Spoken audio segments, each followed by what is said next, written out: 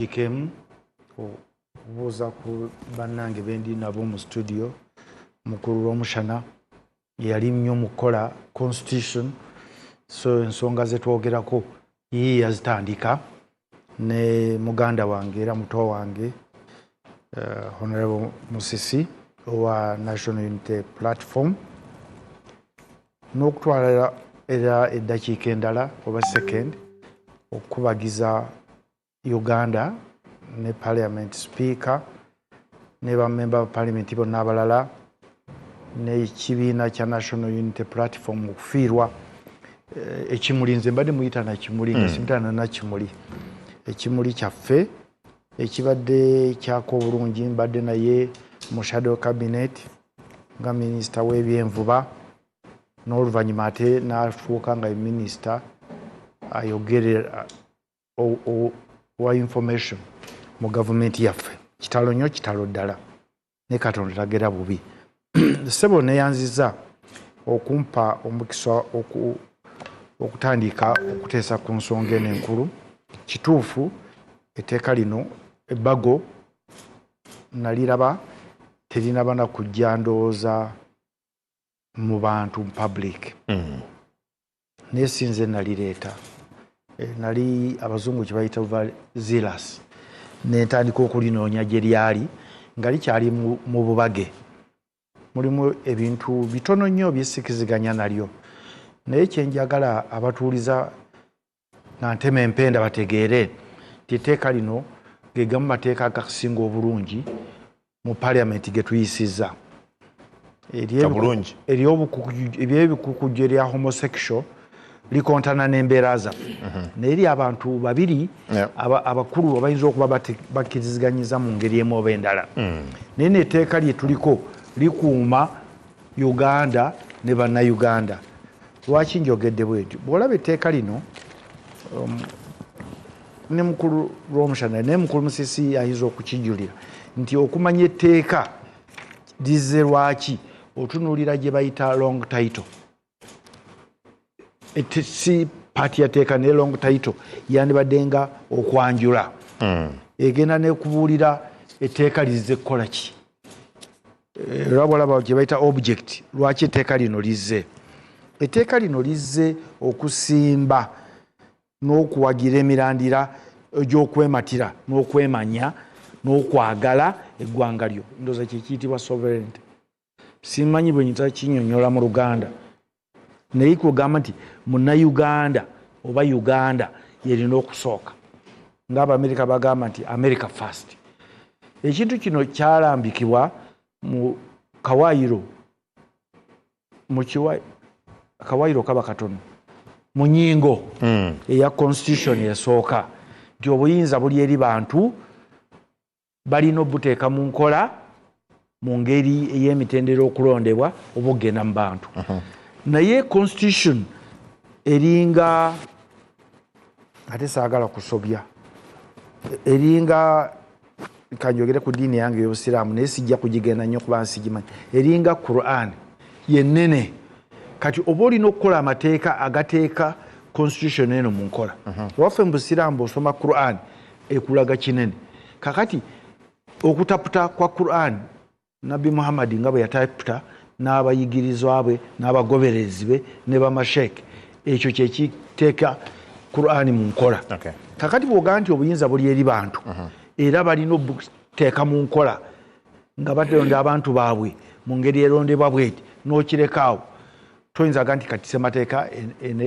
eyatula kati etteeka lino lizze okuteeka kiri ekigamba nti obuyinza buli eri bantu naye bw'obuga nti buli eri bantu kati ate abantu bava ebweru ne baleeta embeera zaabwe nga toyinabako gye bayita extraterritorial jurisdiction kubagamba nti kino kiwakoze kimenya semateeka oba kigiganya ogiteeka mu nkola mpe ekyokulabirira kikimu nga mmaliriza mu Amerika ebisiyaga oba ebikukujju mu state esinga oba kumpi zonna tewali mutawaana tewali musango wano tulina embeera egamba nti ebyebikukujju bimenya amateeka naye omuntu ali mu Amerika ayinza okuweereza kyoyogeddeko ssente ezikubiza abantu bakola ebikukujju kakati etteeka lino lizeewo okubagamba nti namwe eyo nagye muli temweyibaala waliwo etteeka eriyinza obbakwata.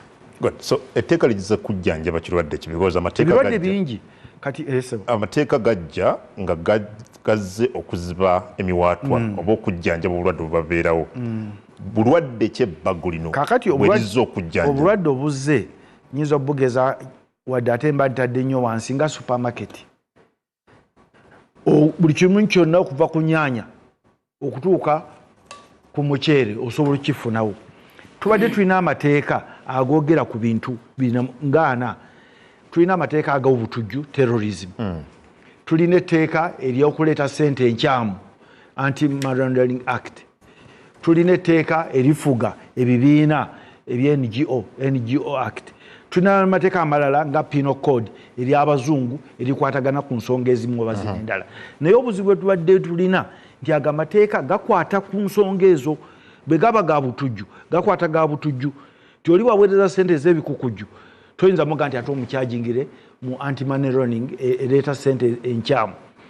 N'oleeta etteeka specifically eriri comprehensive kubanga gali gabadde gayogera ku nsonga ezo ate nga tegasobola kukwata muntu ali bweru oba gwaweereza ssente bw'aba ziweereza mu mbeera nga si ya butujju naye nga zize kuteetaganya entambula y'emirimu n'emirembe n'ebyenfuna mu ggwanga lino. So lize kugatta ebyo era bakayana nze ndaba bakayana si lwakuba nti tebalisomye naye bye babadde bayita mu miwaatwa egyo etteeka ligezaako okuziyiza. Tebalina nsonga bw'oba bawuliriza bulungi kubanga bye boogera bingi ekimu boogera ku spirit omutima ebbago lino mwe lijjidde kugeza lyayanjulwa eri Parliament wiiki ewedde ku Lwokusatu jjo nitulaba order paper nga efuna ya Parliament aga nti tewabaddeewo na bantu kuteeka mu birowoozo byabwe abantu abadde budde bumala kussa birowoozo byabwe mu committee ku bbago lino. They look at the spirit. That's one. But number two, bw'ogenda specifically ku bbago nga bwe liri n'otunuulira definition oba okunnyonnyola kwa foreigner yaani agent of a foreigner yaani aga nti wano waliwo obuzibu and I can read for you some of the clauses ezogera ku bino mu bbago lino. Foreigner banji okusinzira ku binnyonnyoddwa wano but waliwo wanawagamba number one a non-Ugandan citizen.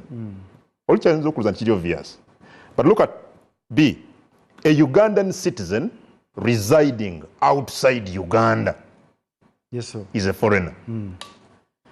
But also bw'ogenda n'olaba agent of a foreigner yaani definition impanvuko but also bagamba means a person who acts as an agent, representative, employee or servant nebirala of a foreigner. Yes.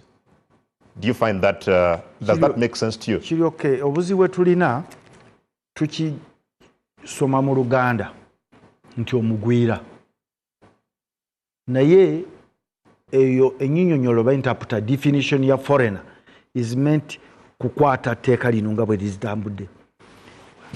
Nze sikirabako mutawaana na kimu kubanga citizenship teri defined mu tteeka lino eri defined mu constitution era tebagikuteeko article ya constitution tewali n'omu gwe baggyeko butuuze oba okuba munnayuganda nga citizen wabula bakugamba nti gwe okuba foreigner kitegeeza oli bweru wa ggwanga oyagala ogaye nti lino etteeka likwata kubagwira nze ate ndi munnayuganda.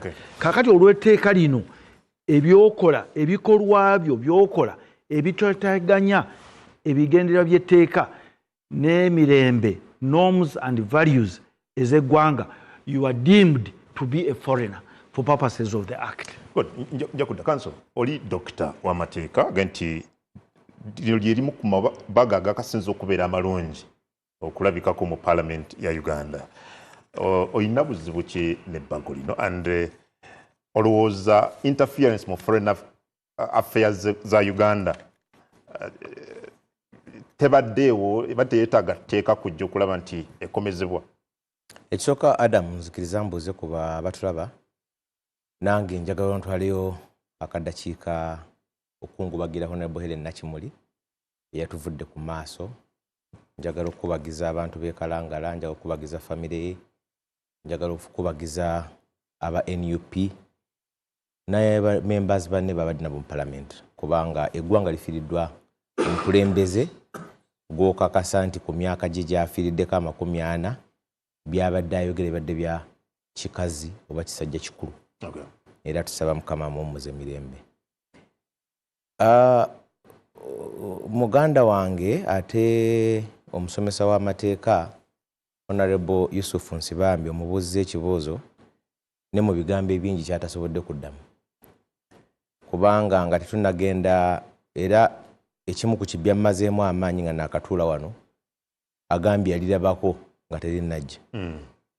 Nze bulijjo mbadde ndi eyo nga mmanyi nti abantu abaleeta ebbaga eryo baali oba abantu nendooza nti yasoose okulaba bannamateeka basoolirabako nga liri mu palamenti. Naye kaakati Honorable Yusuf aba yalirabako. Ekisooka yakimanyi era kyekibuuzo ky'omubuuziza ate nga kituufu nti bwe tuba tuleeta etteeka lyonna oba nnongoosezi oba tteeka ppya, ekibuuzo kiri nti kituli ki kye twagala okuziba. Kyekibuuzo ekisooka, kubanga yakimanyi nti palamenti oba gavumenti teyinza kuyisa mateeka kye tuyita in vain nti olwakusaagasaagamu. Oli amateeka agayisiddwa Adam ne gatakola, waliwo ennongoosereza wano mu constitution namba eyagamba nti tukole regional tier, tekolanga. Kati ekisooka ekibuuzo kibeera nti tuteese tteeka lirijja kuziba kituli ki. Yaturefarinze to long title. Long title ye mpumbawumba y'etteeka egamba nti kino kyekigendererwa. Bwe bagamba ekigendererwa nti okulwanirira sovereignty eteebwa mu constitution nti ensi okubeera nga yeetengeredde okwetengera okwa nnamaddala nga bwe kuli mu ssemateeka. Bannayuganda abali baagala kumanya kiki bituli ki ebibadde mu ekyo. Eriyo ensi ebadde etaataaganya okwetengera kwaffe. Ebintu bimu ebyogerwako mu tteeka lino, katugambe abantu batulidde nnyo ekyensimbi nti oyinza okufuna ensimbi mu makubo amabi. Already waliwo amateeka gakikavaringa. Waliwo amateeka n'ebibiina by'ebyobufuzi by the way. Waliwo mu kibiina kyabaddemu abadde mu FDC kyengamba abadde mu bakulembeze waggulu ab'oku ntikko akimanyi nti waliwo ensi ezitozirina kufuna ssente, zotolina kufunamu ssente. Waliwo essente zotasobola kufuna muwendo gwazo. Already ng'emanyi amateeka gakikavaringa. Kaakati ekisooka kitwebuuza era kyatazeemu era ekitaliiwo takize. Era Honorable Nsibambi abadde n'omulimu munene nnyo, kubanga waliwo abalina okubikola bino byakola olwaleero. Nti kizibu ki kye tulabye nga bwe tulabye ekisinga okuba ekibi kyakugamba nti okwetengera okwa nnamaddala kulagaya tuleteekere kinyweza. Nalabye Attorney General omukulu Kitewa Kiwanuka ng'ayogera ku ekyo kati kituufu amateeka amalala weegali yayogedde ku Financial Intelligence Authority Authority Act, nayogera ku Anti-Terrorism Act, nayogera ku Political Parties and Organizations Act, NGO Act, gano gonna weegali but gaali geetaaga okuba complemented n'etteeka. Anti bw'oba oleeta oyinza okugamba nti mu Financial Intelligence Authority ekirowoozo kya politician ono mukulu Museveni nannyini teeka togoberera ku kiki kya ugiyise gapu amuwaatwa bwe goberera busungu bwe. Begin from the anger. Because agambye yenna anaza omusango guno bwe muba mumusiba temususa abiri. Musibe up to 20 years. Muteekeko emyaka 20 byonna. So you begin from that anger. So kati question eri nti kiki ekyamunyiiza asobole okugenda kujjayo guno omuggo. Tofaayo engeri politicians gye babiwandiise.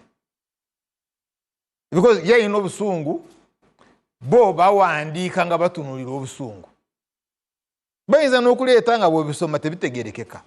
So that shouldn't really, but kyolina okutegeera kiri nti kiki ekyamunyiiza aggyeyo omuggo. Now ekyo tekisobola kubeera bamusisi, si bamusisi bano, si ba Godbert Mushabe, ono Sarah Birete. Sarah Birete yakutuka within first 1 or 2 weeks eri awonise. No, si beebo. Ekyamunyiiza beebo abali munda. Now then you go and look at the National Delegates Conference of the National Resistance Army in Eyali Kororo. Ekisooka around 40% yali fake. What was fake? Fake delegates. Around 40%. So abangi delegates Shijimaze and you bwanga oyogobera debate around that delegates conference. Ne mukulu Dombu yagamba ya waliwo ba delegates abangi abayingidde nga bali fake. Kyensobola okujjukira ku delegates conference eyo zensimbi empitirivenyu. But this is phase 1. Because gawo tosobola oli ayina sente yali ayina capacity to compromise the security architecture yayina obusobozi okuyingizaamu ba fake delegates. Yakuba security net nayingizamu fake delegates. But ekyokubiri njagala kosa obujulizi bwabwe nti mukulu Mike Mukula oyo owokubiri Mike Mukula yawanika got paralyzed nawanika Kiwanda yakuba shock teyasobaana kujja kadala gamba bintamenze emberese. Then omulala Thomas Tayebwa the deputy speaker naye aga zine ensimbi sizirabangako kati olabira Thomas Tayebwa ng'agamba zine ensimbi eziri wano sizirabangako dero mazali ensimbi. Singa zabadde yali Yusufu nga yagamba zine ensimbi sizirabangako, that's understandable. Maybe talabanga sente but bali barabye sente. Wolabira nga bagamba no it is too much kisuse, then you know zali sente. And nawuliriza ndi delegates, some of the delegates from Western Uganda nga boogera ku I think Karangwa and Chwedu or Eastern Uganda. Abawadde meka million bill kati mbatadde ku 3 ate ng'oli akomawo abawadde meka 3 5 cash. And I know some people abali mu service naye ate abangi abali mu service balonanga ba delegates badriver baana abantu abayingizangamu amazzi g'okunywa naye nga bagaba bonna bafuna sente. So but tunuulira oyo mukulu Museveni abatunuulira nga youths abavubuka balwana ne mutabano watanga odoyi bali bagenda kuba because singa police ekubeti ya gasi nga mukulu Museveni watudde. So what weapons do you use? You remember ekyaliwo bamenya obutebe but bwe yabadde ekyankwanzi yabawadde 10. Okyakida utinga? Well, ababadde baga bafunye kabiri. Anti kati gwe mbadde nzija. Kakati yebwa awa 10 tawa cash awakwaga ruboni aga mbawadde 10 naye cash mugira mufuna kwaga 2. But singa yasumuludde waliwo abadde agenda okuwa abadde bagenda okuwa 2 3 ate cash. You see the problem? In other words, Nemukulu Museveni is looking at using money as an instrument. Chora yawadde million 10 ababaddewa. These are MPs already abamuje bali abagenda kwanga bafuna million 3 million 4. Suga anti bebanako abali awo nti enfufu ebasuseeko. And others are even property, they are very rich. But yajukidde to use money as an instrument. Ongai awabayinayo sise na mujo abakyala abo bali bajja mu government billions of money. So million 10 not a big issue, but still you see akyayinayo element kali ako gulomwoyo gukyaliyo woga betaaga sente. so another politician talina kuzikozesa. Are we together? So in instruments he has the army because the delegates conference are a product of the army. They are a product of violence. Not a free and fair election. Sovereignty, we are not sovereign. No, because to be occupied by a military force, I think in elements biri. One, violence. Two, money. But money means to deny you money. Because abanje balowooza nti sente za NRA kukua. No, NRA either ekuwa o ekulemesa kufuna sente. Kati bagodu batumushaba abo badoyera ba mu wakida yawanika bagodu babana either baja kuwanika because they are denied money or babawe sente. Kakati bagezaako okulwanyisa. That's why you see this bill eyina okuyita nga tebana bagenda mu kalulu akajja. Eyina okuyita kati by this parliament because bwemanga muli bange muli bange mugiyise. Okay, good. In other words, mugiyise mangu ngikozese ku kalulu akagenda okukola ki? Akagenda okuddako. That's why you see the definition of an agent, okunyonyola kwayo on an agent, n'okunyonyola kwayo ku a foreigner. Because it's lame. Honorable Nsibambe, really. Wadogente tukirabira ku ngulu nga bwe kiri. In this case, mu biiru eno, foreigner yani. Kubanga mu biiru omuntu gani nti omuntu yenna abeere ebweru w'eggwanga foreigner. What does it mean? Yeah, kitegeeza nga bwe kitegeeza bw'okisomye. Bw'olaba constitution omunansi emunyonyola bulungi era ofuuka otya omunansi. Naye biiru eno yajja nti abantu babadde bali eyo ebweru mu biyumba ebweru gye bakolera nga bw'omugamba nti gwe wazizza omusango agamba nti naguzizza ntya kubanga wano wendi si musango. Kati ate ewammwe mwelese etteeka oba amateeka agagamba nti wazizza omusango. Kakati omuyita foreigner tuleme kitunuulira mu ngeri eswaza nti oyo mugwira. Bamuyise foreigner nti mugwira okusobola okuteeka mu nkola etteeka lino. Osigala okyali munnansi mu constitution. So omunnansi yenna abeera ebweru.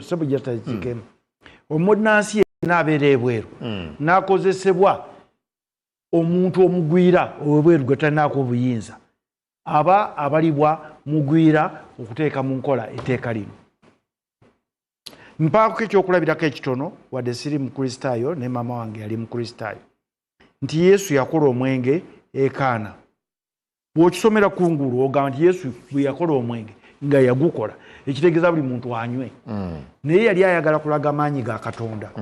Kakati ago eno bakuyise mugwira si lwakuba nti oli mugwira naye batakuyita mugwira lino etteeka terijja kukwatako kubanga likwata ku bagwira abagezaako okuteeteganya enkola y'emirimu government policy, economic sabotage ne kuleeta ebintu ebitakkirizibwa wano okusinziira ku nnono yaffe n'obuwangwa. Okay, singa Honorable Nsibambe abeera ebweru wa Uganda enkya amala emyezi gy'esatu emyezi ena tugeze nga ali maybe mu ggwanga eri America. Yes. Nga aweereza Adam Kungu okutaataganya emirimu wano. Adam Kungu omukozi we ku faamu ye e Mawokota. Yes. Ensimbe. Adam Kungu mu bbago lino mumudefininga nga yes. You define him as an agent of a foreigner. Yes. So meaning wonsindikira sentence akola ku faamu yo okola emirimu gyo emirungi omibi byonna because it says you are not supposed to take part in implementing an existing program. Yes.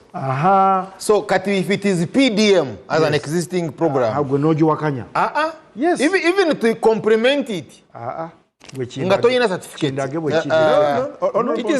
It is there. Honorable Nsibambe, let me read this for you. okujjako 400 million awo oyingiriramu. Nedda tugende wano ku interpretation. Yes. Okay, that is section 1. Interpretation si eteeka. But that's what you what is here. Interpretation eyamba okutegeera ekyogeddwamu. You're defining. Yes, it's part of the law.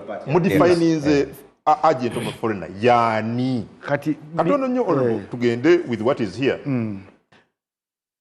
Agent of a foreigner means a person who acts as an agent, representative, employee, or servant, or any person who acts in any other capacity at the order, request, or under the direct or control of a foreigner. Control who's or direction of a foreigner. In this case, you are the foreigner. Okay? No, whose activity? Or a person, any of whose activities are directly or indirectly supervised, directed, controlled, financed, or subsidized by a foreigner. What's wrong with that? Because this is definition. They are trying to broadly bagezaako mu bugazi bwakyo okunyonyola. The salient words, the trickster interpretation, is really under whose activities are directly. Then you so read which activities in this case? Because the definition is then you go mu body. No kanzukuwe. Application of the act under 2. No gender. You look at 8. Yes. Look at 2. F. You read 2F. Yes. Exactly. 2F jisome. Influences? Yes. Application. Yes. You read 2F. Yes. Influences the development policy of government. Yes. Let's go slow. You are going or some activity. I agree with you.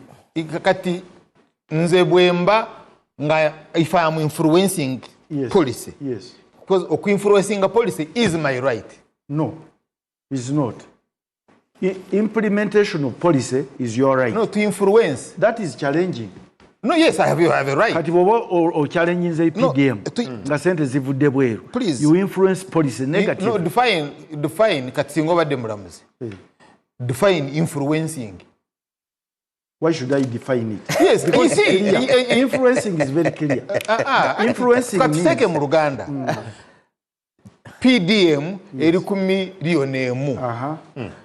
Nze I want PDM kugenda ku miliyoni 3. That's different. And I campaign PDM gy'oleeta ntono ebeere miliyoni 3.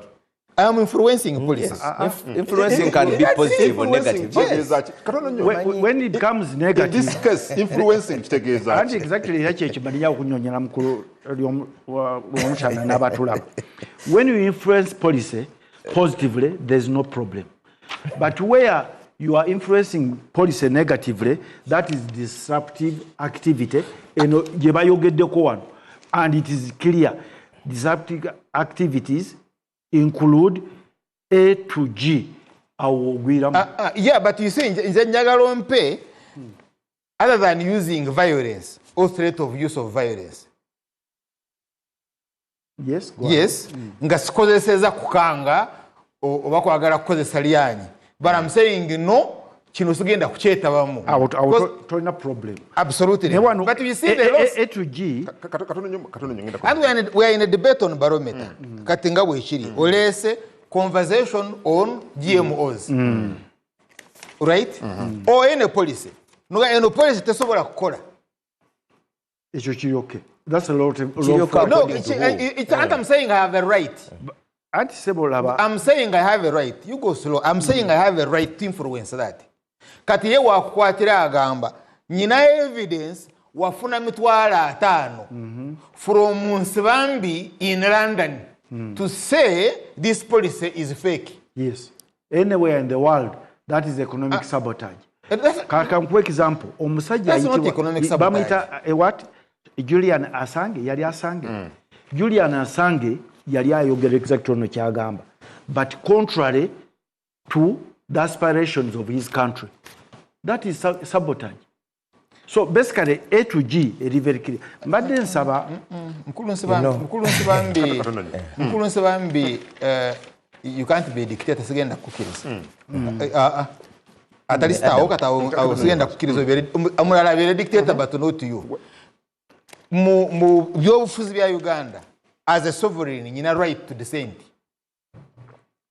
as long as tekyaffectinga bino bye batadde wammanga. No, as long as I'm talking about policy. Dissent against policy. You see, what was Zayogedemo, like he says, shall not carry out activities related to implementation of government policy unless you are registered by Minister of Internal Affairs. In other words, government will gaba seeds ez'omwanyi. Webadde gaba seeds ez'omwanyi. Gwe nsibambi tojja kugaba seeds ez'omwanyi. Nga kujjako in a certificate from the Minister of Internal Affairs. No. But that is it. It is G 88. Check 8. 84.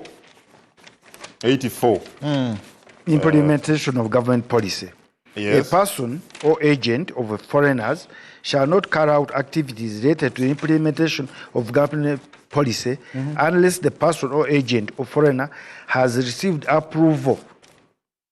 What's wrong with that? Has received approval from them. But what you see, what is wrong with this is that government has a policy to distribute seeds. No, that's not a policy. In a program to distribute seeds. Yes.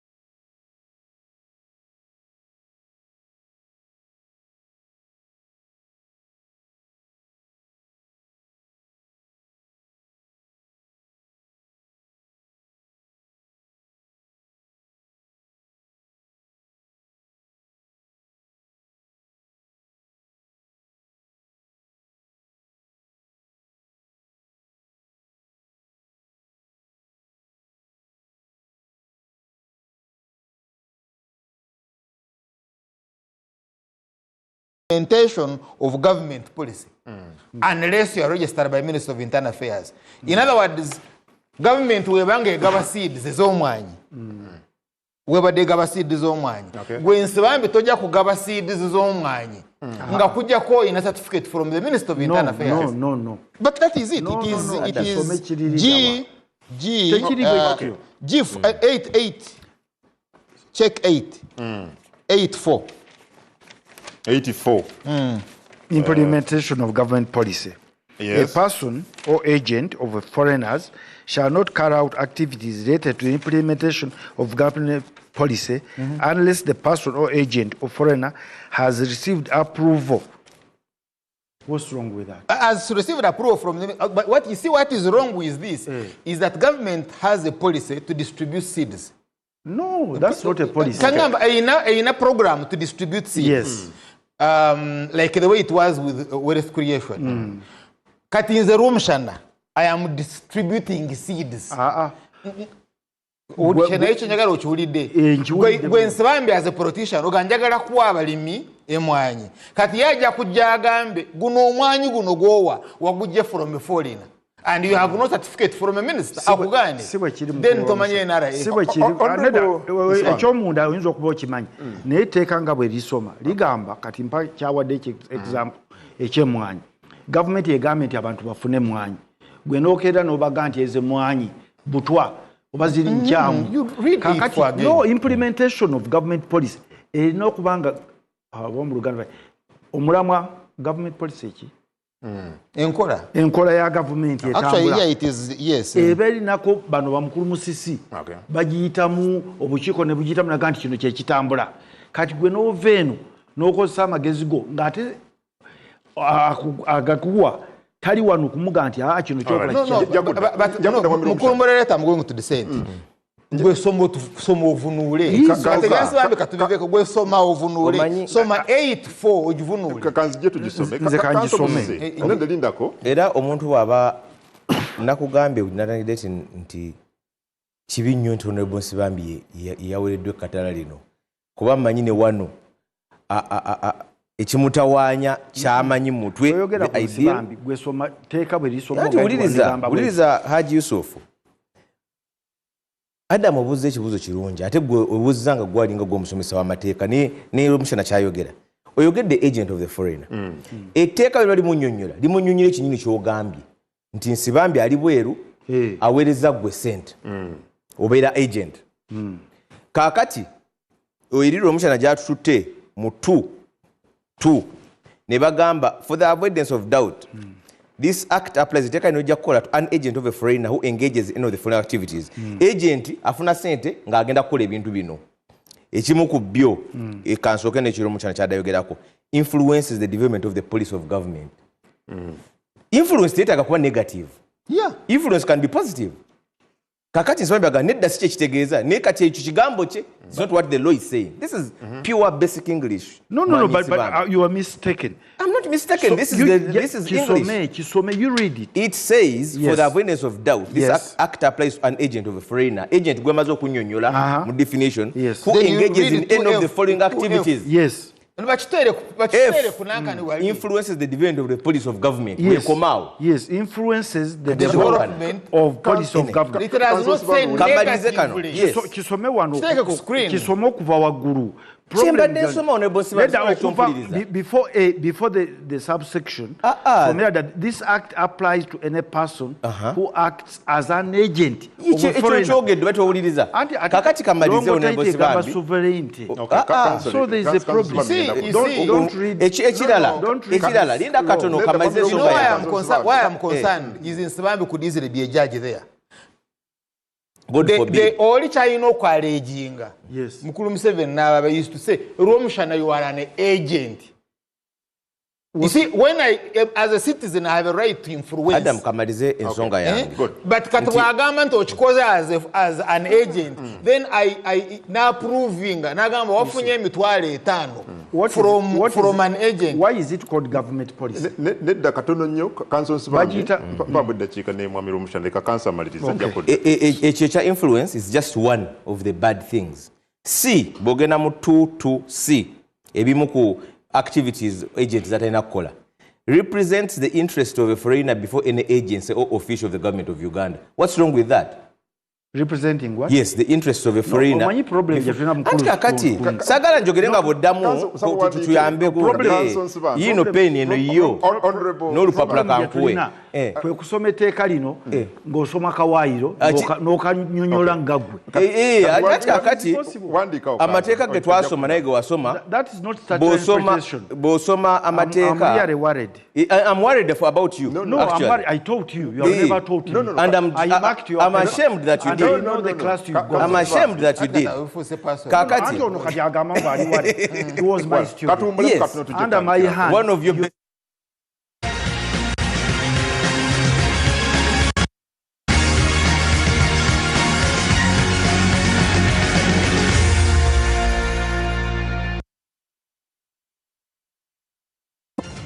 As Uganda prepares for a defining moment, the nation turns its eyes to the presidential swearing-in ceremony this May 2026. NBS Television brings you unmatched coverage from the Kololo Independence Grounds with in-depth live broadcast that captures every moment as it unfolds. Organizations, development partners, MDAs, and elected leaders take part in this historic occasion. Share your congratulatory messages and connect with millions. Call now 0772 860028.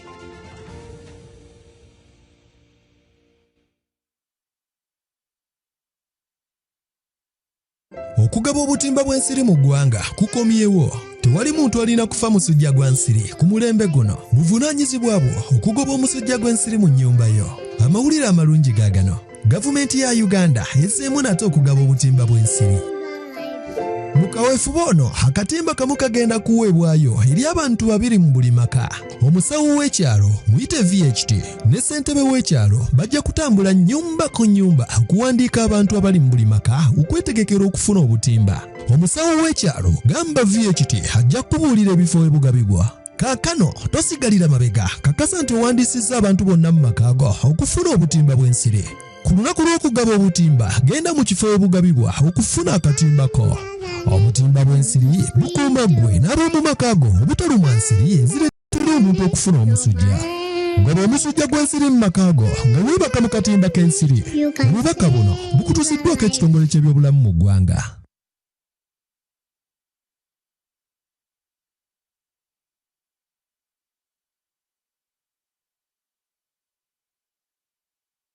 In a digital world, not everything is what it seems. False stories today spread faster than truth, leaving us all wondering what's real.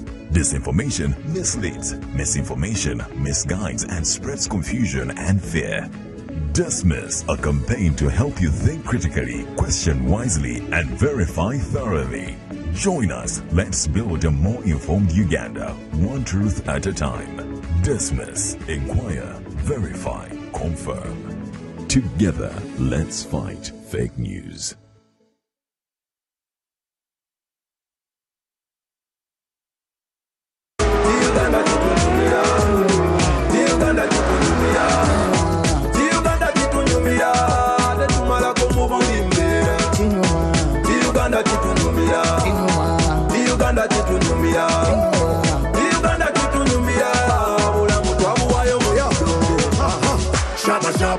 Uganda mama njakulwanira mpaka ngafudde obanga kantana bw'amawanga era nkoma Uganda ebyobuwangwa bimpita nkuuma. This is Uganda. This is home. Brought to you by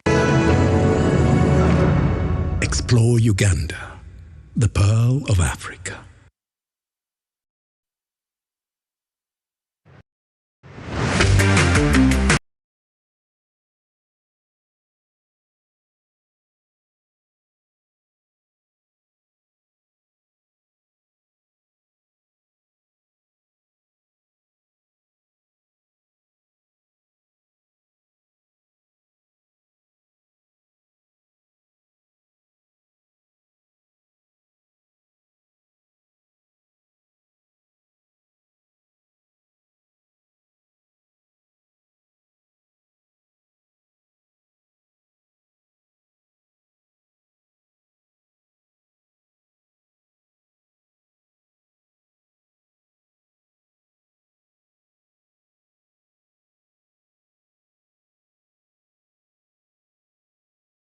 of the people. Number 3, the extremely harsh punishments of 20 years imprisonment or 2 billion Uganda shillings fine or both for individuals and 4 billion for entities. And also the move to prohibit the agents of foreigners from participating in governance against Articles 117, 28, 42, 72, and lastly, an attempt to replace the people as the sovereign, Article 1, with government. Dr. Sarah Pirete, bwati wagambye. Well, mbadde njakamaleyo yes. Point nti ate Dr. Birete akyogedde nti sovereign kyeki, protection of sovereignty. Mu mateeka gaffe, mu ssemateeka yaffe, constitutional law, sovereign eyaffe be bantu. Kyovula nga ennyingo esooka egamba power belongs to the people. Executive oba president aba n'obuyinza obumuweereddwa abantu delegated ye mateeka nga bwe twagasoma. Nti eriyo ensi ezimu nga sovereign ye kabaka, okugeza nga Bungereza. Mu Uganda sovereign be bantu banna Uganda citizens. Kakati bw'oba ogamba protection of sovereignty, awo ekibiina n'okutandikira nti etteeka lino likuuma banna Uganda kuva ku bantu interference oba abantu abagezaako kubeetagambamu wabweru, kwataataaganya wabweru, oba litunuulidde banna Uganda abali munda nti mmwe be tutunuulidde okukinya. Okay, good.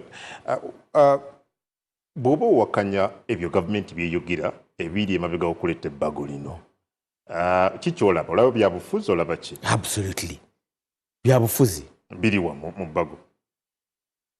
Anti kaakati nakugambyeko nti ekisooka tewaliwo kiraga nti badde lyetaagisa. Bw'oba baleetedde bandigambye nti banne babadde bakwata abantu bangi abakola ebintu weebiti naye nga tewaliwo tteeka libavunaana obanga obubonerezo butono. Ebyobufuzi ebirala bw'olaba emisango egireeteddwa, ndowooza ne Sarah byaddayogerako ebya punishments, bibadde mu lulimi lwa mucaka lwe batadde mu mateeka olwaleero, ebyo economic sabotage, disruptive activities, egyo emisango gye baweddeko okusiba emyaka 20. Naye nga bw'osoma nti omusango gwe bayita disruptive activities kyeki oguleeteddwa mu tteeka eryo, ogenda ndaba nga byabufuzi byereere, nti weekalakaasizza, otiisizza omuntu, emisango ordinary gyandibadde oba egiri covered n'amateeka agaliwo. So waliwo foreign interference si kizibu ky'amawanga mu nsi yonna okutwaliza wamu, kubanga mu article Attorney General Kirowa Kiwonuka gy'awandiisa olunaku olwaleero mu New Vision aga nti interference oba okuyingirira ensonga z'amawanga kizibu mu mawanga mu nsi yonna. Ate naga nti Uganda si ffeffekka abasoose okuleeta ebbago bweriti katono nnyo, akuwadde ebyokulabira ku by'amawanga mangi. Ayogedde ku Bungereza, ayogedde ku Singapore, ayogedde ku Russia, Canada n'amawanga amalala. Babadde bakola etteeka wano erya UPDF amendment, twabagamba nti mu nsi ziri eza America court martials abajaasi bokka, ne bagamba ebya America tebalina bakatorasolas. Babaleeta eri ebisiyaga Honorable Nsabire yayogeddeko eri ensi ezibikkiriza, bagamba bino byaffe kaakati at what point otutuuka nga ebizibu by'ensi yonna kati bituuka ku ffe. Bw'oba okola amateeka, Parliament ya Uganda bekola amateeka, ekola amateeka ga Uganda. Yes, osobola okukoppa comparative practices ova mu nsi yonna, naye ekyokusooka nti Uganda ebadde n'ekizibu kya interference ekya ssente baani. Otusomesezaamu okuwuliriza nengezaako okuwuliza ne waliwo ekikutanula. Mu kusookera ddala bw'oga nti mu Uganda tewali kintu kyetaaga kukuuma bannayuganda ne Uganda kivudde bweru, oba naawe weerimbye ng'oggyeko ebisiyaga, tulina ennono yaffe n'entambula y'emirimu yantambudde bamukulu Musisi nga be batukiikiridde mu Parliament. Naye Joya Luzi mu Parliament yesterday or the other day kusaawa Entebbe omuntu yayingidde n'emitwalo obuwumbi 35 obwa Uganda.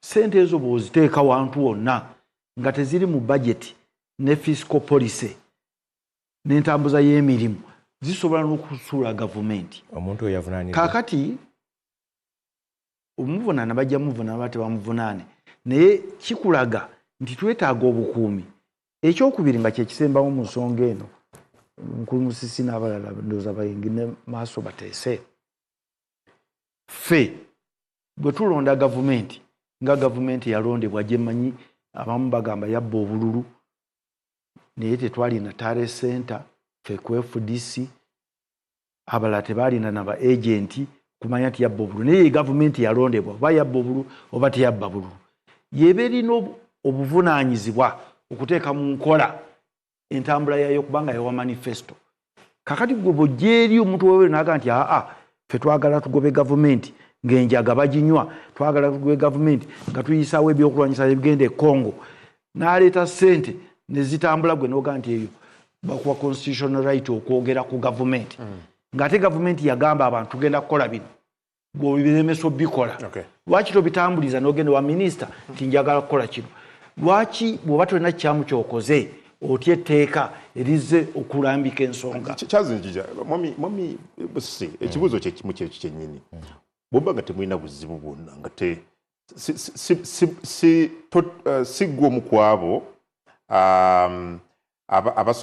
abakola bino gavumenti byeteekateeka okuleeta waki mwali baddemu ti etteeka lino ekyo kyogerwa muntu nga either yakajja mu Uganda olwaleero oba nga yeerabira nnyo olwaleero weyisa omufumbira ali mu kkomera ogumu ku musango gimuvunaanibwa teyali nawo Eddi muntu ali mu kkomera ne bavunaanibwa nabo ababiri tebaali naye Masaka naye ng'ebivunaanibwa babikola bagamba nti babikola so kyengezaako kugamba kungu nti bw'oba obadde mu Uganda muno obanga omutwe gwo tegwerabira nnyo wandibadde okimanya nti ze bayita gavumenti okuteekako emisango emijweteke kyekisooka leero abantu mu 2011 mwami Nsibambi ono yali akyali mu FDC era nga akiikirira ba political prisoners kati bagamba nti balooya beeraga bwerazi abantu abatambula nga mwijjuke nga Ingrid Turinawe babateeka ku treason nga batambula you know that era gwe wali mu FDC ebiseera ebyo so kyengezaako okugamba nti honorable Nsibambi nzira mu kibuuzo kyo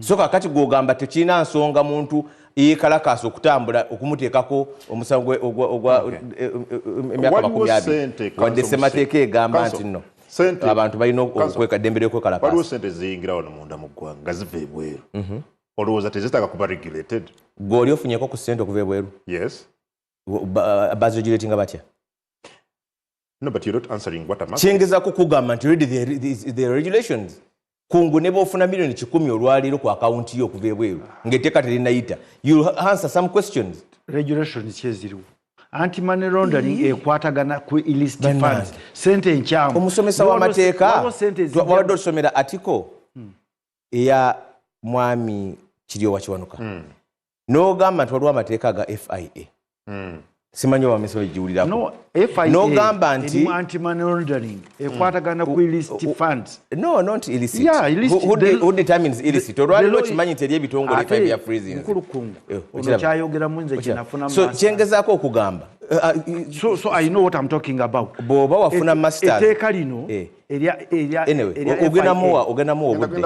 ogendamu obudde ayogere ku masters ye kyengezaako okugamba nti olwaleero buli ssente eyingira mu Uganda muno ng'eriyo neziyamba by the economy zisinga ssente z'abankuba kyeyo ziyamba nnyo economy omanyi ssente tufuna so kyengezaako okugamba nti waliwo already regulations ezirregulating nti olina okunnyonnyola ozigyewa ebibiina eby'ebyobufuzi birina ebibikugira era senga gavumenti ekimanya nti wafunye ssente bwe ziti okuva mu nsi bweti nga nkyamu oba okuva ku muntu bwati nga nkyamu gyemu ku bintu gikuvunaanibwa simanyi nnyo kibiina kyali kivunaaniddwa kyali kiddwa nti jangu nnyonnyole mwami Romshana lwaki lowooza waliwo okukubagana empawa ku bbago lino a section of lawyers bakyagenda maaso n'okuliwakanya brother naye abamu bannamateeka balanga Kanso Nsibambi nga bali wagira lwaki okukubagana empawa kuwe kuli kati waliwo wembadde nyumyako naye mukwano gwange waliwo gwalwanako bamubbako ettaka mukyala mukadde ne bbawo bakadde nnyo but oli abateekako omusango of assault ne otwala mu kkomera ne gubasinga naye nga kigendererwa ate n'amaana abagulako n'omusango under a civil case ng'ekigendererwa kye babeere ne pressure bamutunda ettaka. So you've heard of twaki discussing the other to discussing the crime report.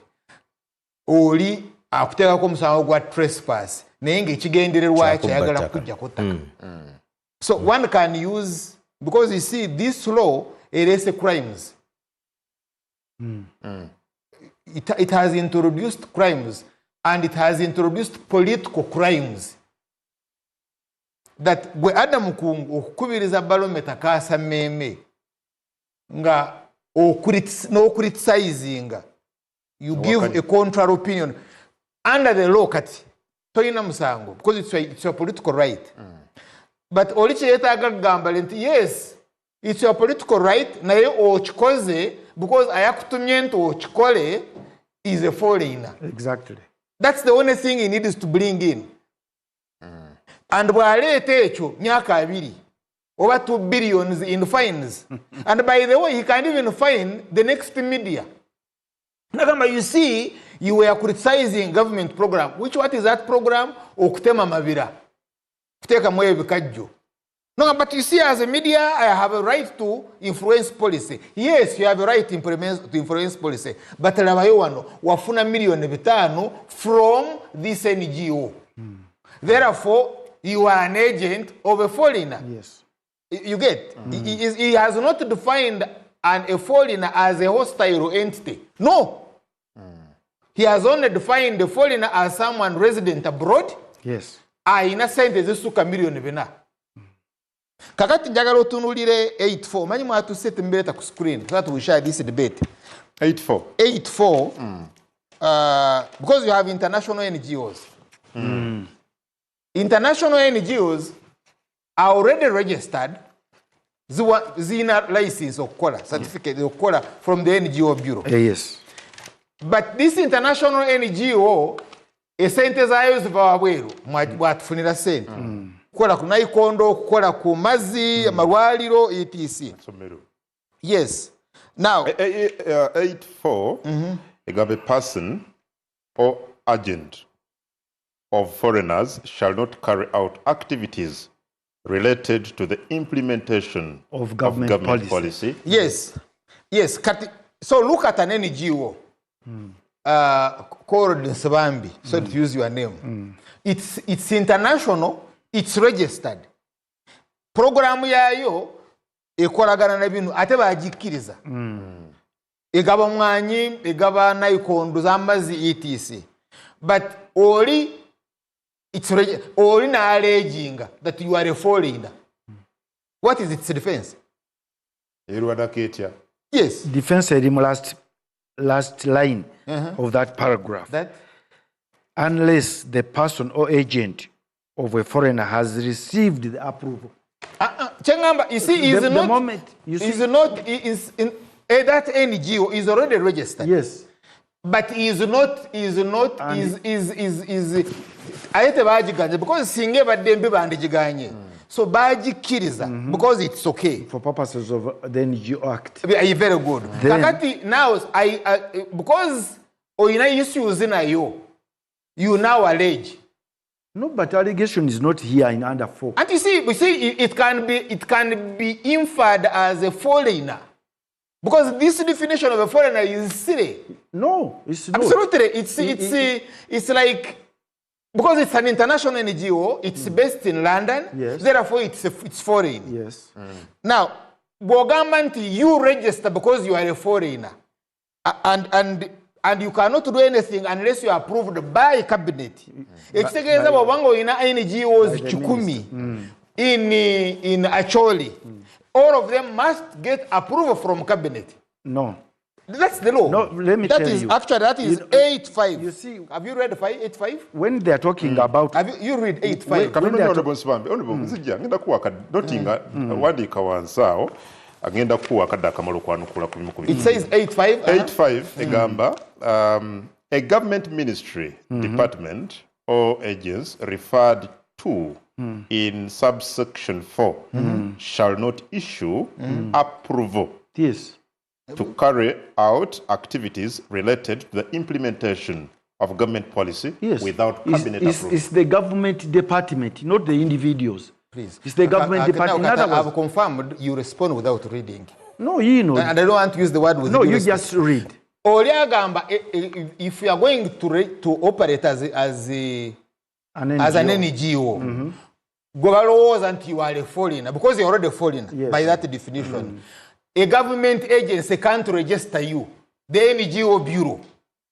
Right? Let me call it NGO bureau, because here they are going to put an agency. I know it under this law. No. Under this act, they are going to put an agency to register you. No, it's there. It is there. It's not an agency. No, they are going to put under internal affairs. Yes, wait a minute. A department. So, wait, Honorable. It is a department of peace and security under Ministry of Internal Affairs. So internal affairs will put a unit. They can put a unit called the bar, whatever it is. It cannot register you without approval of cabinet. No. But that's the law. Read it. It is saying that agency under that act will not give you a certificate unless it has been approved by cabinet. That is 5. What you say 5? You saw me 8.5. A government ministry, department or agency referred to in subsection 4 shall not issue. Now, so come subsection 4. A person or agent of foreigners shall not carry out activities related to the implementation of government policy unless the person or agent of a foreigner has received the approval. A foreigner has received the approval of the relevant government ministry, department, or agency. Very good. Unless has received approval. But when you go to 5, it says that agency which gives you approval cannot give it to you without approval of cabinet. I suppose you have understood. So, how laborious it is. By the way, even if it was for purposes of registering a foreign agent, kanzikirize that NGO bar is a foreign agent. We're registering an agency under internal affairs minister. Yes, under the department. It must again get approval of cabinet. I want you to go and do it, and you see how hard it is. What? Of what? Where is it? It is there. No. You are failing to understand. You look. No, Tawanika. Now you read. Take a screen. We are talking. No, put on the screen. 8.4. Don't worry, You see, they are talking not registration, carrying on activities. Let me read it verbatim. A person or agent of foreigners shall not carry out activities related to the implementation of government, not registration. Because no, I'm interested in registration. I'm not interested in what you're trying to emphasize. Interest is different from what is written. I'm reading what is written. It's saying a person or agent of foreigners shall not carry out activities related to the implementation of government policy unless the person or agent of a foreigner has received the approval. Not registration. Has received approval. Registration has received approval of the relevant government ministry. Department. Yes. Now, and he's saying that approval of the relevant department of the ministry shall not suffice unless it has again been approved by cabinet. In 5. No, in 5 it is also clear.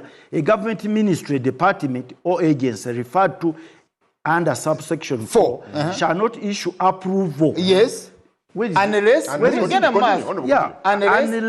shall not receive approval to carry out activities related to the implementation of government policy without cabinet. That is without cabinet, not a registration. No, I'm saying whatever approval. Because approval is very clear. If a government department is given to implement policy, you cannot come up with the contrary policy if it is influenced by a foreigner. So it is a clear thing. But counsel, we should not mislead people by putting inserting words Lwaki olowooza bannamateeka bangi complaining? Bakubye ebituli mu bbago. Yeah, there's conflict, and they know it. There's conflict, completely conflict. I'm a lawyer. I've been involved in private practice. I know what is going on. All these government programs, influence from abroad, it's not just for free.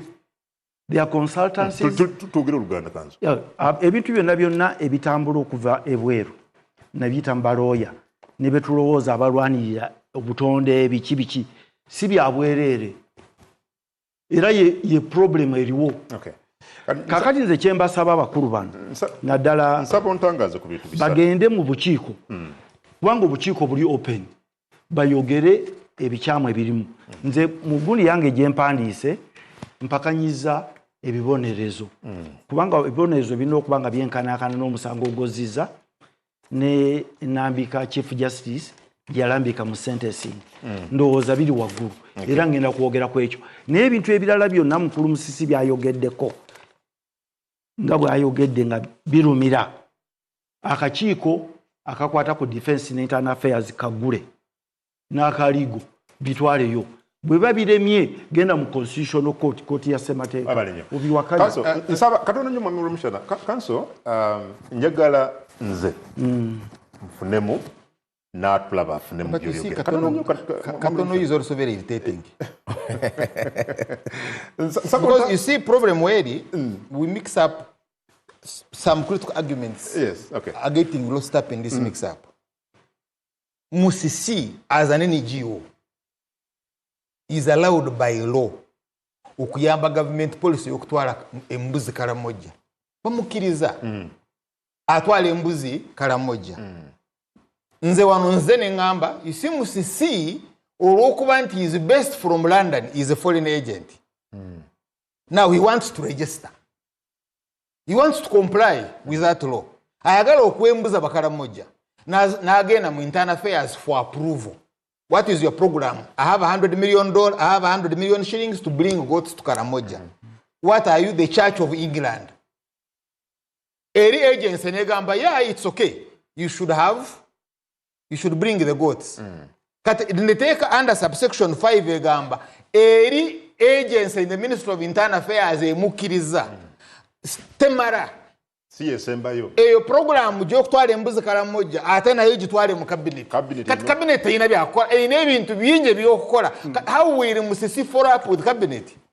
Thank you. And I'm talking about bona fide people who contribute because government wali winje bijiremye and it's being helped by NGOs. Responding otya kwekyo briefly. Kyende responding nti etteeka lino tulisomye kwekyo kyokka ekyo kyenyini ekyembuzi tekina mutawaana. Era otaddewo department ate department wandibadde ogamba nti gavumenti ye gavumenti yonna enamba wabeerawo doketi bakiyita batya wabeerawo ekitundu kya gavumenti ekikola ku nsonga eyo kati ministry y'ebyobulunzi eba erina okukimanya kubanga abantu bakoze ebintu bingi naga ati afu tuleeta wano mbuzi kati mugamba tikuleeta mbuzi nga bakoleramu birala. Okay, so government ngate yerina obuzibu anti kati intelligence erina okukolagana ne government ekitongole kino okukola emirimu eyo lino etteeka lizzeewo kujjawo embeera etambula gye mulaba nammwe gye mumanyi. Naye kanso oyogera nnyo ku mbeera ki eyo gye tulaba? Ani atagimanyi? Eriwa? Kankubulire nze mbadde mu bintu by'abasibe gye njagala okwogerako. Ne bata abasibe 34 empigi abaana abato ne babagenda kuta abasibe 52 n'ensanvu mu mwezi gumu ne mukulu Musisi ono akimanyi ekyaki ekyabasibe babyogeddeko abali mu kkomera ne mugamba nti ebintu bino bituuse abantu baveeyo mu mbeera ezino oli n'ajaga nti bavaayo sente ziva ebweru zibalabirira zina okufuna balooya abawoza abantu balebe abaana ne bavundira makomera. So situation ino si nyangu nova wano n'ogenda ebweru n'omulazi mukulu w'omushana batunda bu cards nti kukuuma environment wabula abutunda talina na kibira kyamanyi kati sente ezo onozikwata otya oba onaazigaba. I agree those thugs may be there but okay, then help me with 3 things and Jakusa will be very brief. Yeah, I'll be very brief. Yes, ekisooka waliwo oyogedde nnyo ku economic sabotage. Mbadde ntulawa no, that is section 13. Yes. Prohibition of economic sabotage.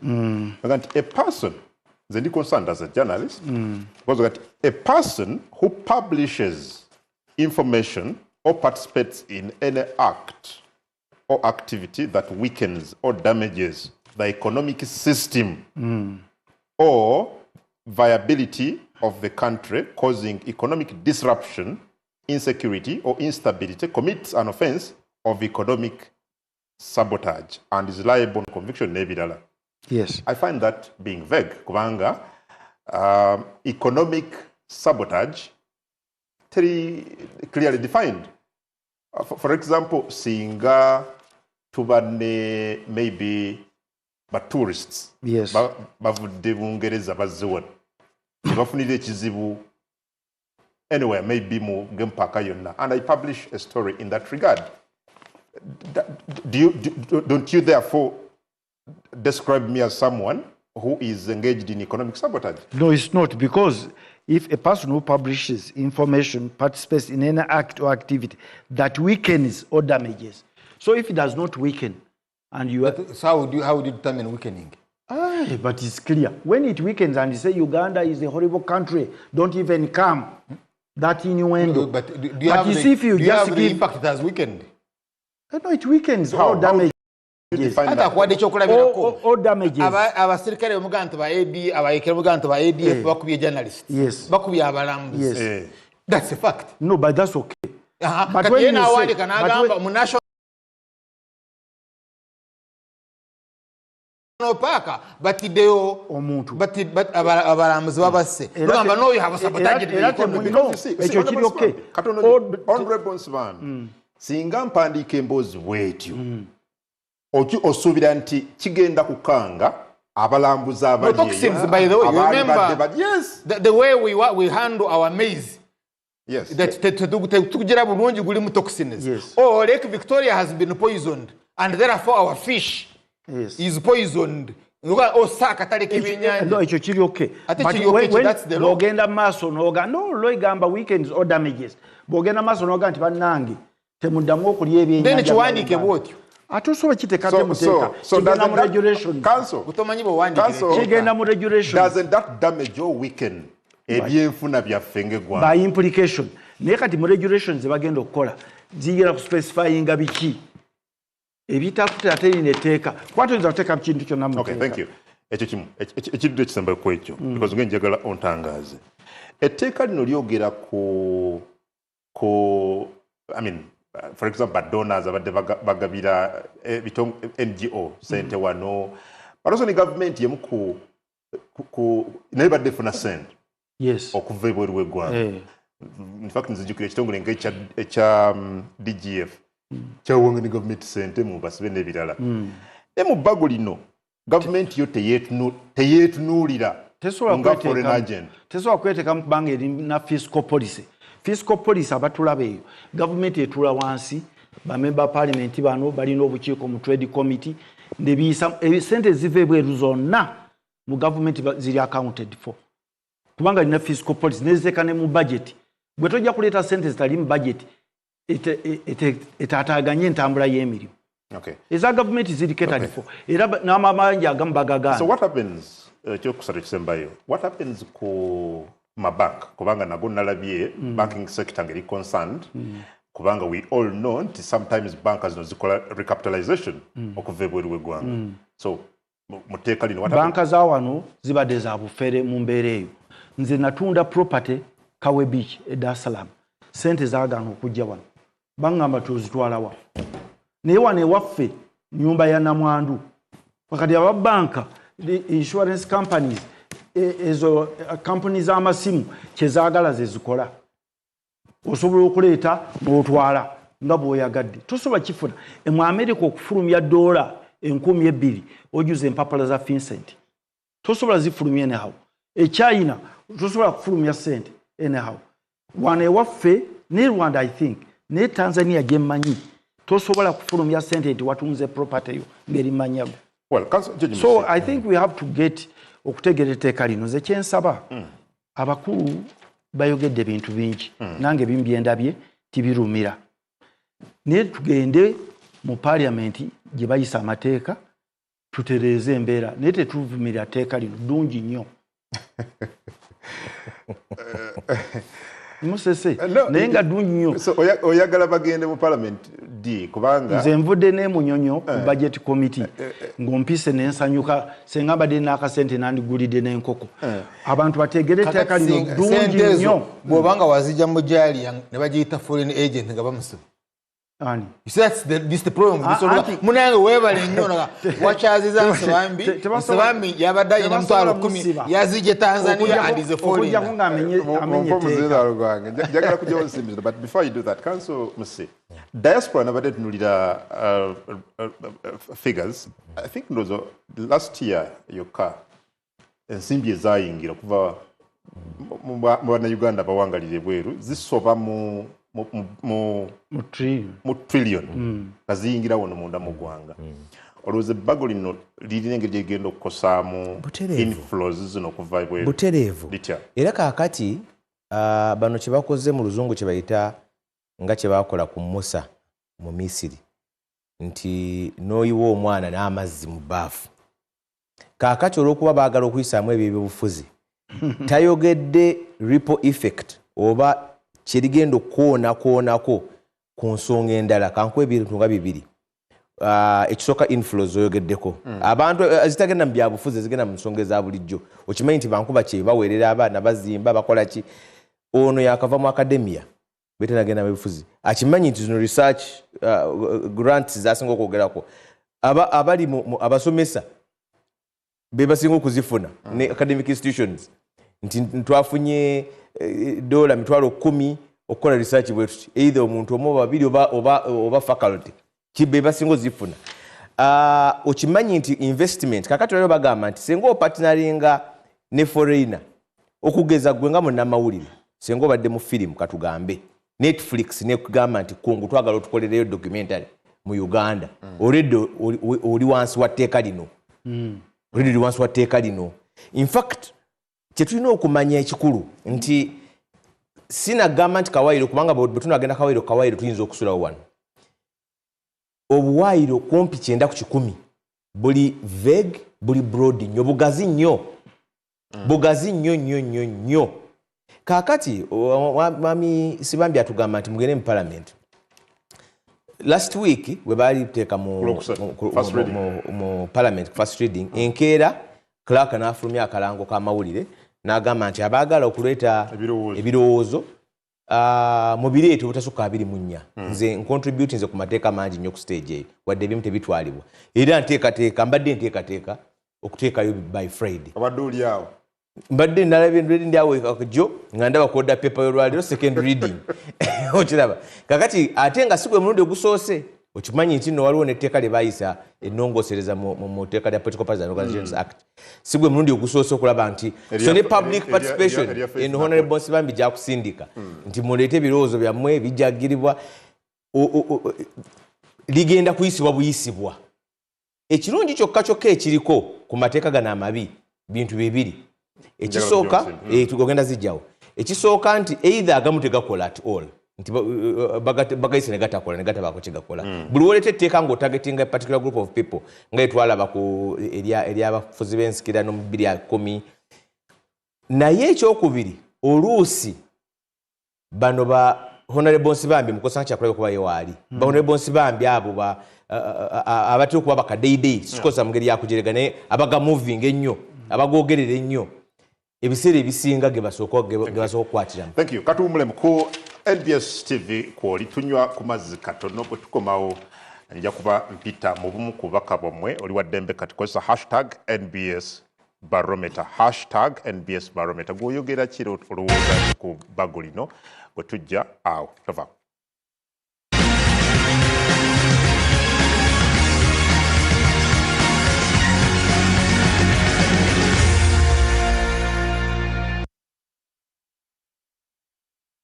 Hey, travelers! Are you a family gearing up for that big vacation, a hustler working abroad coming home, or your squad chasing sunsets and passport stamps? It's time you lock in. Say goodbye to long airport queues, shocking roaming bills, and the stress of hunting for local SIM cards, because now you can travel like a local. Stay connected in over 180 countries. Just scan, tap, and boom! Instant data the moment you reach your destination. destination. Get your Rogue Travel eSIM today at travel.roguetelcom.co.ug. Contact us on 020-5000123.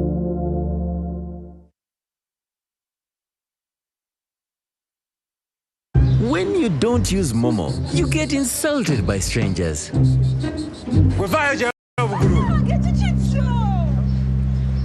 Save yourself from insults. Use the Momo app or dial *165*3# to pay and enjoy zero charges below 5K. That's the power of Momo.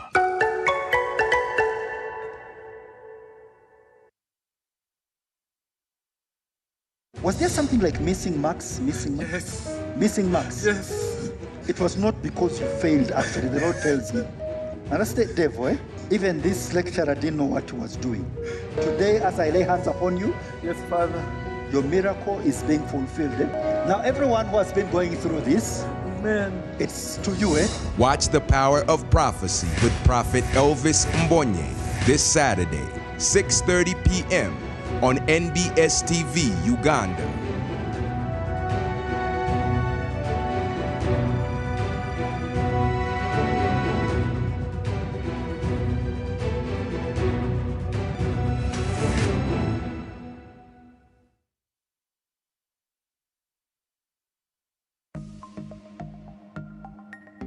Better study tips. Stay ahead of scams with double-check URLs before entering login credentials. Scammers create fake websites that look real, aiming to steal your data. Always verify the web address to stay safe. In partnership with Uganda Communications Commission and NBS. There are many ways you can practice self-love or care. There's options. For me, it's I could read a book that's self-motivating and get me back on my square if I am not on my square, if I'm down. Meet up with friends that I know. Once I meet up with this person, I'm going to be so happy because they have this great energy. And surround yourself with really good energy. And then you will take a walk or go to a spa, get a massage. You know, sometimes your muscle, like, let me tell you, there's nothing that is as draining as having sore muscles. So if you could get that squared away, then I would advise anything that's really going to make you pause, shut out everything else, focus on yourself so you can, you know, reset, and it will actually help you go around whatever you're doing in a better way.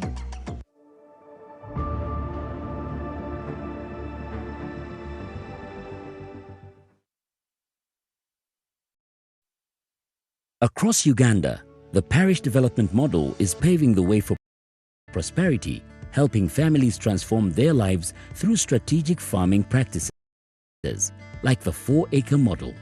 In our Chibaro of 1996, we said first acre, put coffee. Second acre, fruits. The third acre, you put pasture for dairy cows. The fourth acre, for food, cassava. The good thing is that now cassava is also becoming a very good cash product. But at least for food.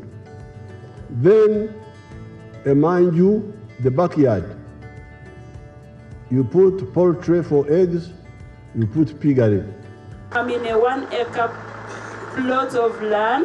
In this 1 acre, Your Excellency, I practice this banana plantation. I also practice coffee. I also have dairy, Your Excellency.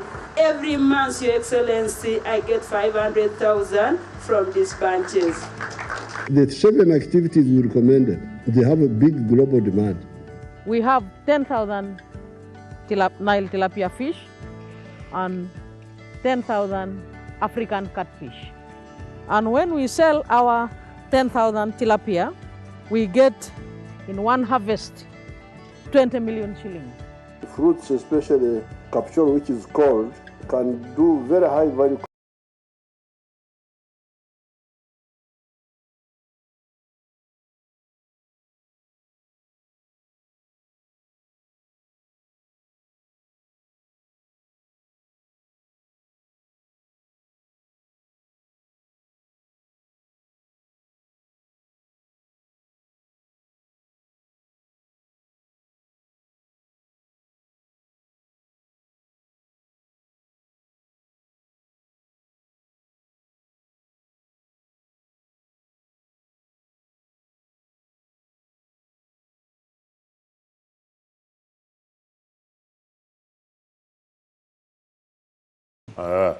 Okay, Council. Etteeka no lina amaaso.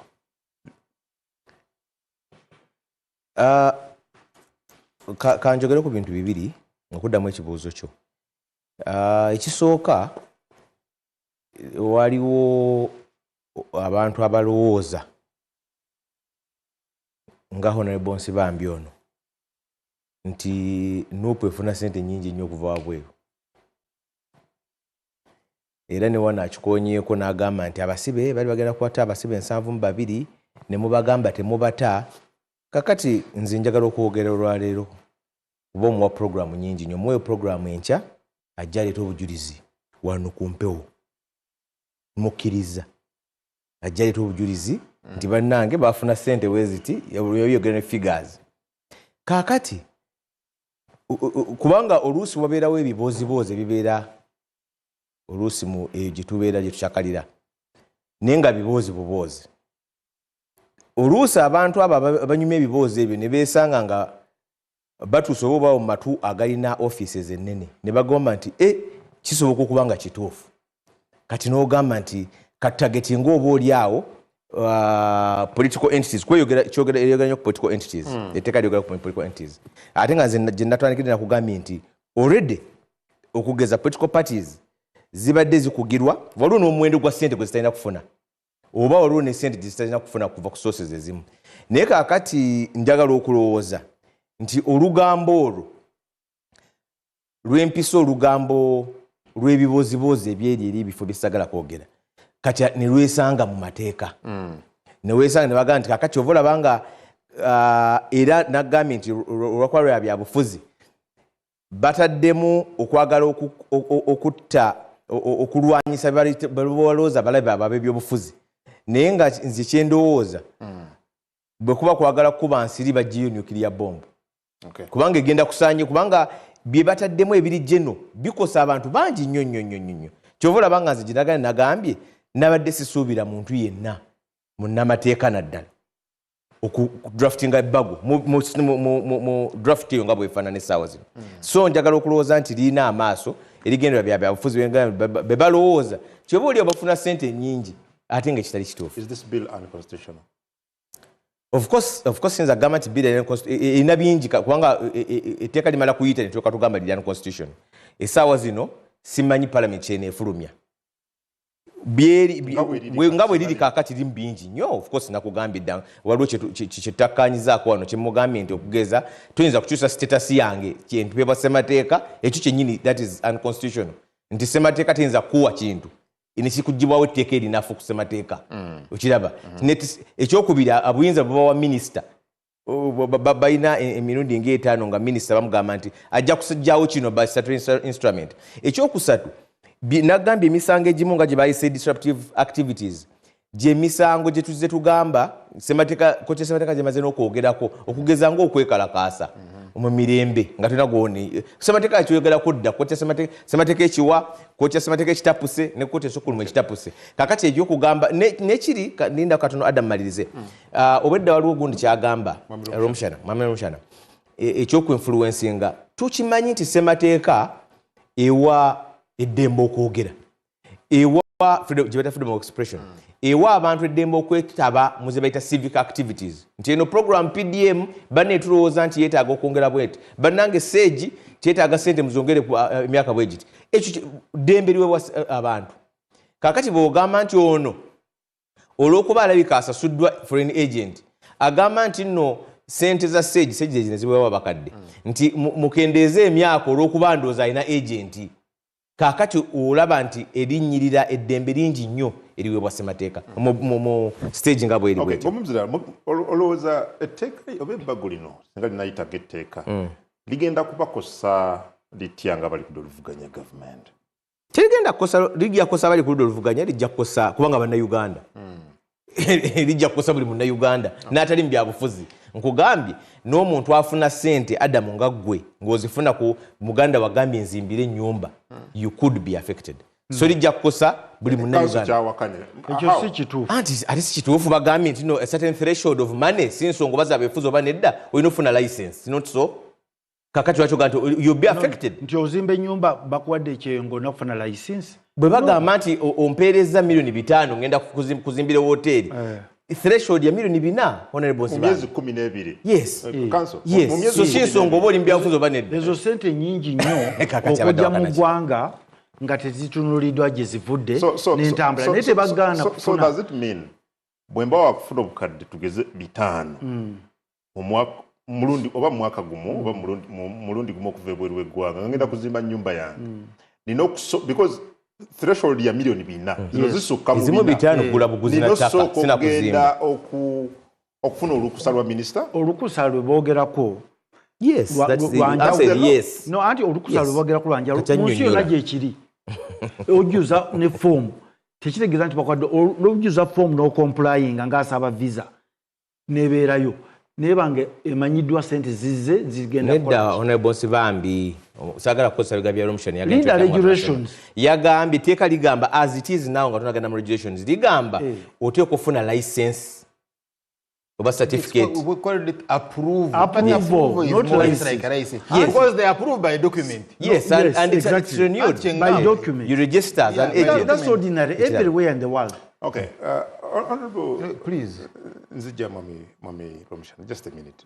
Honorable Nsibambi, government ebbanga lyonna zemanyi transactions zikolebwa mu banka ne telecoms kipya kyeyagala okutrackinga wano ekipya kyeyagala okutrackinga mu bbago lino sebo we tutambulidde wano waliwo kye bayita fiscal policy ya government kubanga oyogera ku bya ssente waliwo norms ne values ennono n'ebitambula mu ggwanga waliwo kati social media amateeka ge tubadde twogerako amabega tegatunulira bintu bino byonna nti omuntu ayogera ekintu kimu bwe kiti n'akyogerera London nekikuba gavumenti ekigwo ne programu za gavumenti etteeka lino ligezezzaako okuteeka wamu embeera ginayogeddeko mu kulinafuyamu nga supermarket nti kyoyagala kyonna okutereeza peace okutereeza okwematira n'obwannannyini bw'eggwanga sovereignty n'ebyenfuna tulina bwe tutunuulira wano basically ye issue tulina ebizibu nti omuntu abeera eri ne bagamba nti gundi yagambye eki aboneka nti dokita gundi yagambye bwati nga ne babika abantu abatalina kufa ne babika ngendewo mwami Rumushana tunafuna tutya 10-fold economic growth fenna gye twogera ku wano nga tulimitinga foreign financial inflows no elsewhere is going on nze I sent money ogula obuntu e China ne baziza emirundi ena ne baga nti Yusuf is a terrorist name just Yusuf nenziisa mu company ne bazireceiving because the company is regulated bamanyi bakuba mu Bureau of mu registration bureau ne bagamba company eno gyeri naye boga nti Yusuf Nsibambi banaamunoonyezaawo ewaabwe bamanyi nti amannya agaliko ekiwarabu gaba terrorist so regulation is okay. Mwami Rumushana, you see ono muwadde waliwo stan mubi okay fine naye kati ekizibu ekiri kuwoono obuyinza to define stan kyekizibu ekiri ekyoga nti Satan mubi tuze tukiwulira yandeba mubi mulimba destructive yes but ono gwogamba nti anteekeko emisango that I'm an agent of stan is not known to be truthful. See, that's the worry. We are not saying tewaliwo agent ayinza okutuyisa obubi nga alina programs zimbi. Actually, by the way, ba agents abatumalawo like with GMOs bakola ne government. You know that. Citizens abera ba complaining about GMOs ne batunula eri bwabalaba nga tuggwawo kakati seeds emuleeta zino kuba za nalo zokka naye nga kyayinoonesedda we do no longer have local breeds. So the question is on the one who is alleging. Now let's go to Article 38. Article section. Article 38 of the Constitution. Egamba ujina ukumpi. Rights of persons with disabilities. 38. 38. Okay, civic rights and activities. Yes.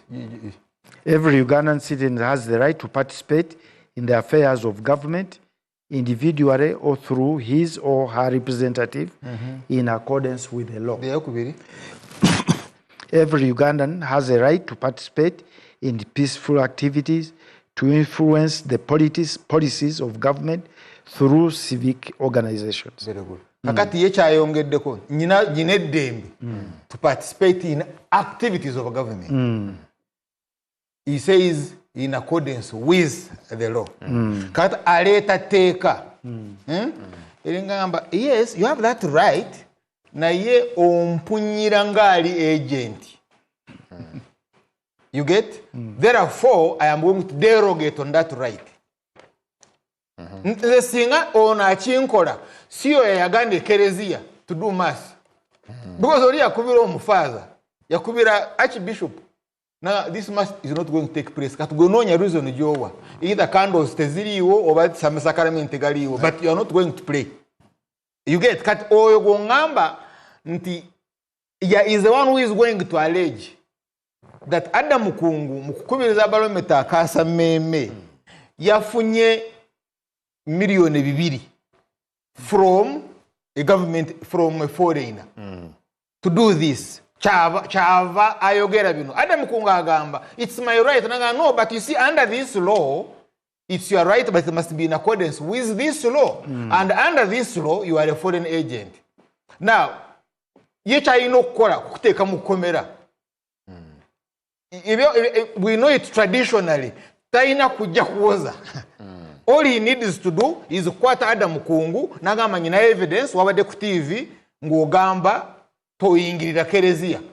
N'agamba yes, kino wakyogedde. Ekyokubiri you are a foreign agent. But siberanga ku foreign agent we shall prove. Oyina emyaka 6 eri mu kkomera, maybe na proving there was a transaction wafuna million 2 from abroad. And Gwazijako is a foreigner.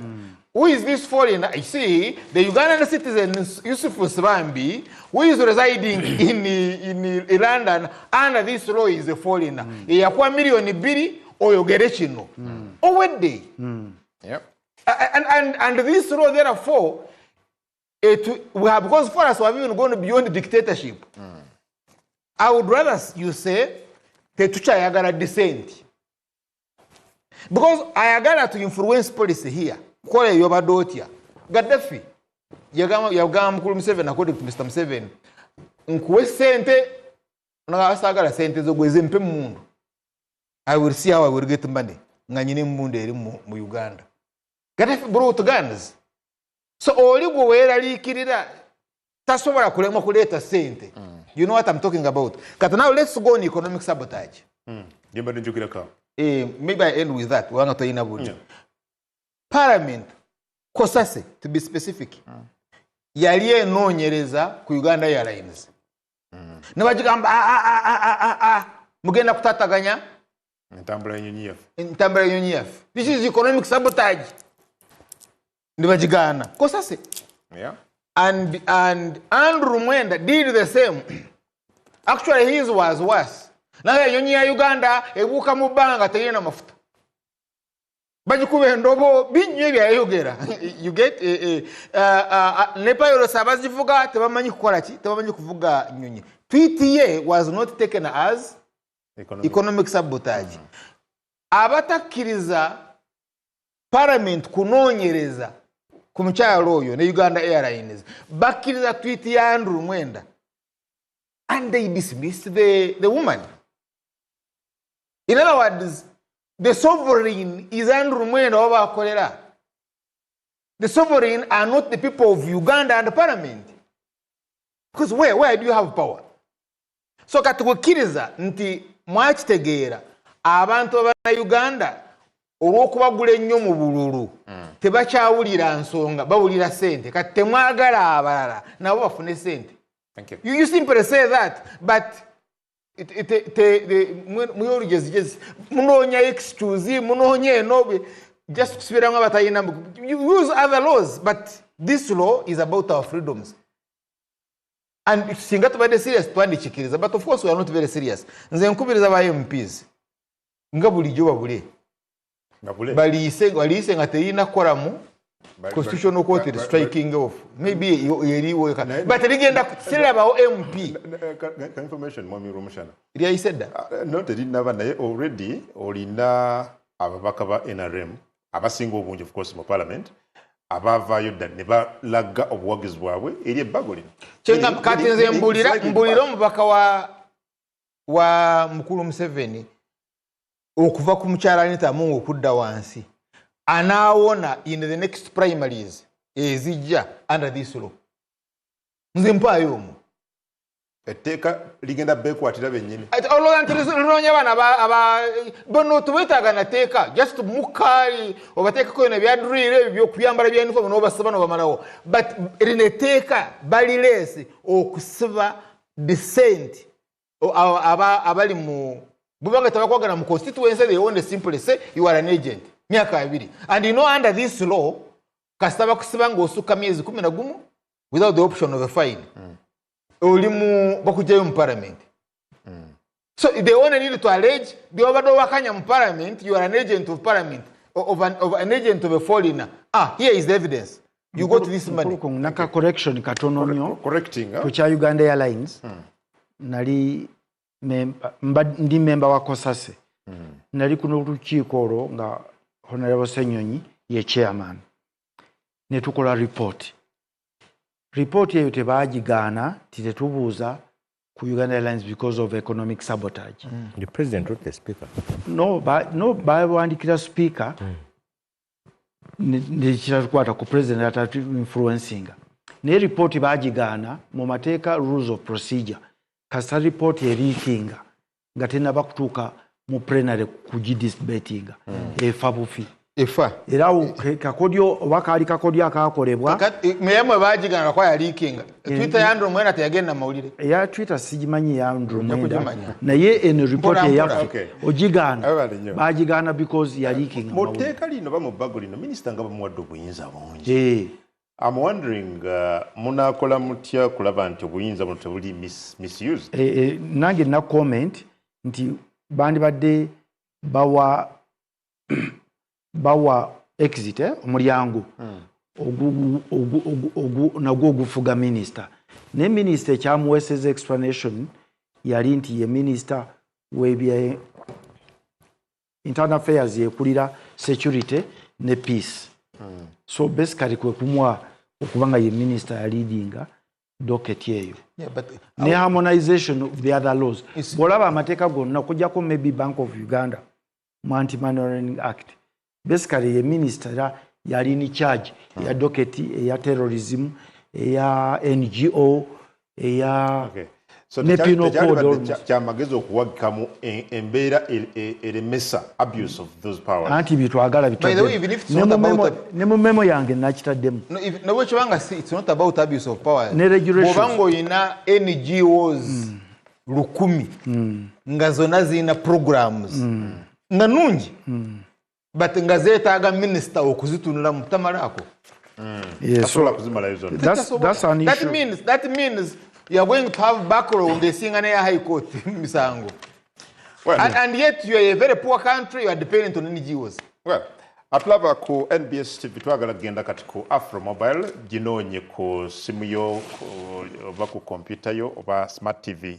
Kyonna kyolina ogenda mu Google Play Store oba App Store no installinga app eyo eya Afro Mobile n'ogoberera enteekateeka zaffe wano ku mikutu gyaffe gy'enjawulo ku Next Media n'emikutu emirala mu ggwanga both radio and TV but also Afro Mobile app eyo eriko emikutu emirala okuva ebweru w'eggwanga so byonna osobola okuba nga obifuna ku app emu kakati tugenze ku mukutu oguliko NBS live kwe tuli so gendayo osigale ng'okyalaba Barometer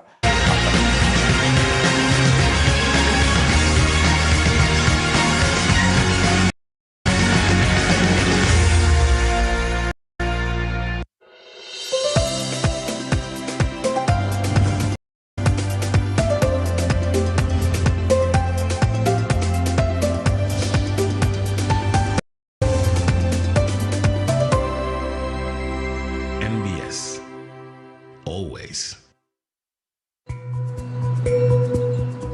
May 2025, this idyllic mountainside was turned into a devastating scene. The Swiss village of Blatten was buried by an avalanche of rock and ice. In the Alps, torrential flooding sweeps up trees, mud and debris. Severe mountain storms are becoming more frequent and more intense. People's livelihoods are increasingly under threat. These days, when there's heavy rain, we think, uh-oh, what's going to happen? We look towards the mountaintops. These communities depend on tourism, but more and more often, the unique alpine landscape is unleashing dangerous natural hazards. To keep villages safe, ever larger protective structures are being built. Will it hold? This? Oh, definitely. It's like what they build to reinforce highways. But is more infrastructure the answer? Or will people have to learn to live with the risks?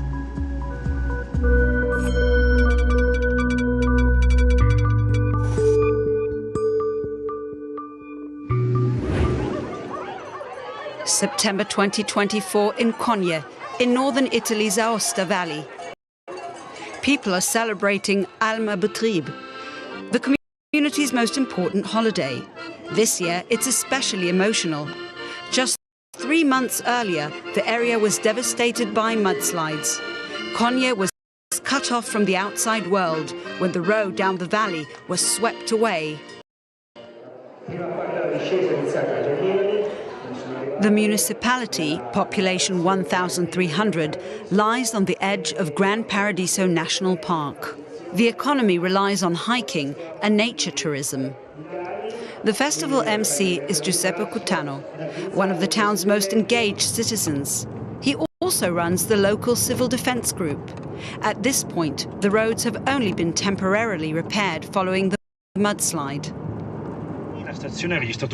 In the space of a few hours, there was about 100 millimeters of rainfall. A bit farther on, here is the water supply.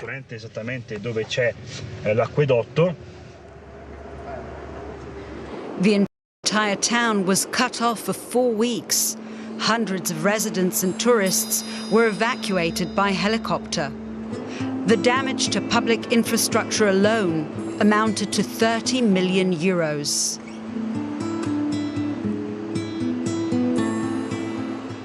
Efforts are now underway to reinstall the water pipes, which were completely destroyed.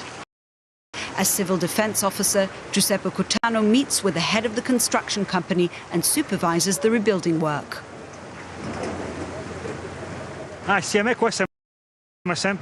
It always feels like a bomb was dropped here. The flood left an enormous crater.